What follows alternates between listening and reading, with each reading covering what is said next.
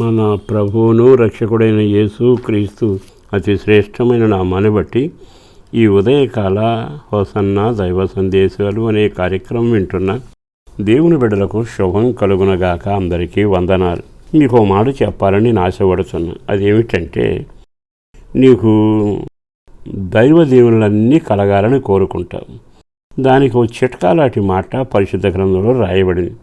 ద్వితీయోపదేశకాండం 6వ అధ్యాయంలో రాయబడిన మాట ఏమిటి తెలుసా? ఇశ్రాయేలు విను, నీ దేవుడైన యెహోవా, ద్వితీయుడైన యెహోవా, ఆయనకు పూర్ణాత్మతోనూ పూర్ణ శక్తితోనూ పూర్ణ హృదయముతో ప్రేమించి ఆయన్ని ఆరాధించు అని రాయబడింది. అంటే ఆరాధన చాలా అవసరమైనది. ఆయన్ని ఆత్మతో ఆరాధించాలి, సత్యంతో ఆరాధించాలి, పూర్ణ బలముతోనూ పూర్ణ హృదయంతో ఆరాధన చేయాలి. ఎక్కడ జరుగుతుంది? మనం దేవుని ప్రజలుగా కూడుకున్నప్పుడు జరుగుతుంది. ఆదివారం దేవుని మందిరంలోకి వెళతాం, అక్కడ దేవుని ఆరాధన చేస్తాం. ఈరోజు గుడికి వెళ్ళి వచ్చానులే అని కాకు, వెళ్ళావు గనక ఆరాధికుడిగా దాని ప్రతిఫలం నీవు పొందుతావు. మన వాళ్ళకి ఆ సంగతి తెలియచాక చాలాసార్లు ఆదివారపు ఆరాధన నిర్లక్ష్యం చేస్తూ ఉంటారు. కానీ అలా ఆరాధన చేసి ప్రజలతోనూ దేవుని సన్నిధిని అనుభవిస్తూ ఆరాధికుడిగా నీవు ఉంటే, ఆయన అంటున్నాడు, పూర్ణ హృదయముతో నీవు ఆరాధన చేసి ప్రేమించి గణపరిచావు గనక అదే 6వ అధ్యాయంలో నిన్ను ఆ దేశంలో ప్రవేశపెట్టి నీవు కట్టని గొప్ప మంచి పొలములను, నీవు నింపని మంచి ద్రవ్యముల చేత నింపబడే ఇండ్లను, త్రవ్వకపోయినా త్రవ్విన బావులను, నాటకపోయినా తోటలను నీకు అనుగ్రహించబడును, తృప్తి పొందేదవు. బాగుందిగా? ఆరాధన వల్ల ఎన్ని దీవెనలు కలుగుతున్నాయి. ఒక ఆరాధన ఎంత విలువైంది. ఈ శుభవేళైనా ఈ మాటలు విన్నాకైనా ఒక్క క్షణం ఆగి ఆలకించి, నేను ఇప్పుడు నా దేవుని మందిరానికి పోతానని దావీదు మహారాజు ఎదురు చూడలా? నీ మందిరావరణం చూడాలని కోరాహు కుమారుడు గీతం ఎత్తలా? మరి ఈరోజు ఈ మాటలు విన్నాకైనా ఈ వచనాలు చదువుతున్నావు కదా, ఎప్పుడైతే నువ్వు అలా చేస్తావో నిన్ను ఒక దేశంలో ప్రవేశపెడతాడు. అక్కడేముంటాయి? కట్టని పొలములు నీ కొరకు కట్టబడి ఉంటాయి. అంటే నువ్వు కట్టుకోని ప్రయాస లేదు, కట్టిన పురాలు వస్తాయి.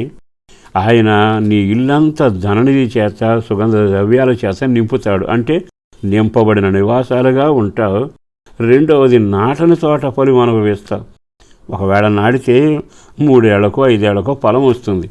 కానీ నింపిన ద్రవ్యంతో పాటు నాటిన తోటలో ఫలం తినేంత సిద్ధపరిచి నేను మేలుతో నిన్ను నడిపిస్తాడు. ఆహా, ఈ మాటలు వింటుంటే దేవుని దీవెన సన్నిధిలో ఆరాధన ద్వారా ఎంత గొప్ప కార్యం జరుగుతుంది. ఈరోజు ఈ మాటలు విన్నాక మనకు విలువైన దేవుణ్ణి కలిసి ఆరాధన చేసే ఒక యోగ్యత ప్రభు నీకు అనుగ్రహించాడు, నాకు అనుగ్రహించాడు. ఈ రోజున కొంతమంది మందిరంలో చేరి ఆరాధన చేయలేకపోతున్నారు. అయ్యో, కూడుకోలేకపోతున్నామని కలవరపడేవాళ్ళు కూడా ఉన్నారు. ఒక క్షణం ఆగి ఆలకించి మీరింటి దగ్గర పరిశుద్ధ గ్రంథాన్ని తెరిచి ద్వితీయోపదేశకాండం 6వ అధ్యాయం 4 నుంచి తర్వాత 10 నుండి 12 వరకు చదవండి. ఎన్ని దీవెనలు ఉన్నాయో. ఈ దీవెనలన్నీ సేవకుడిగా నేను చెబుతూ దాని ద్వారా మీరు ప్రతిఫలం పొందాలని ప్రార్థిస్తుండగా దానికి వారసులుగా మారడానికి ఆరాధికులుగా మారండి. మనుషులను పొగుడుతున్నారు కదా, వ్యర్థమైన వ్యక్తులకు శాలువాలు కప్పుతున్నారు కదా, కొన్ని అనవసరమైన వాక్యానికి వ్యాఖ్యానాలు చేసి పొగడతలో ముంచెత్తుతున్నారుగా, అడగలేదుగా. నీకు ఊపిరిచ్చిన వాడు అంటాడు, నీకు జన్మనిచ్చిన వాడు చెబుతున్నాడు, నీకు తనువునిచ్చిన వాడు అంటున్నాడు, నీకు ప్రాణాధారంగా ఉన్నవాడు అంటున్నాడు. ఆరాధికుడిగా మారు. ఆయనను ఆరాధించడం మొదలు పెడితే అద్భుతం నీ జీవితంలో జరుగుతుంది. మునిపెన్నడు పొందని దీవెనల చేత మీరు దీవించబడుదురుగాక. పరిశుద్ధుడును ప్రేమామడి నా ప్రభు, వందనాలయ.